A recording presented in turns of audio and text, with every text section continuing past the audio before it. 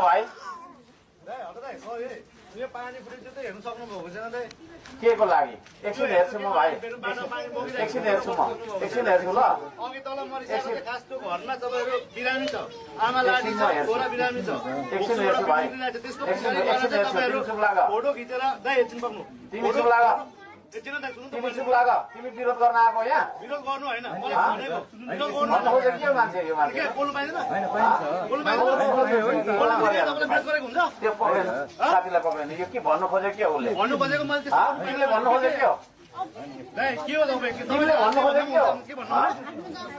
तिमीले भन्नु खोजेको के हो त यहाँ हामी के भन्दैछौँ हामी के भन्नु थाहा छ त्यो त तपाईँ के भन्नुभएको छ पहिले पनि आज हामी तपाईँले नै सक्नु तर त्यो घरमा बिरामी छ त्यतिखेर कहिले हेर्नुभयो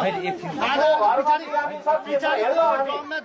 पानीमा लागा छ किन फोटो किन्नु यसो भएको कारणले गर्दाखेरि यो हामी पानी चुहिरहेको छ 4-5 दिन भइसक्यो गइ गरेको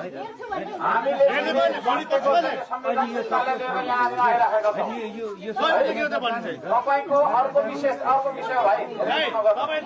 जसरी बोल्छु दाइ के अरे तपाईँ जसरी बोल्नुहुन्छ म त्यसरी बोल्छु क्या त्यहाँनिर बिरामी छ मान्छे त्यसलाई अस्ति हामीले चन्दा उठाएर क्यामेरा लगाएको त्यो भन्नु त्यो कुरा हामी हेर्छौँ त्यो कुरा हेर्छौँ यसो भएको कारणले गर्दाखेरि म सम्पूर्णलाई भन्न चाहन्छु दाजुभाइ दिदीबहिनीहरू होइन हामीले चाहिँ सरसफाइमा ध्यान दिनुपर्छ लाइटै बोल्दैन सरसफाइमा हामीले ध्यान दिनुपर्छ त्यसो विषय फाल्टो विषय हो हामी हेरौँला है त्यो चिज हामीले चाहिँ गर्नलाई आएका छौँ र यहाँ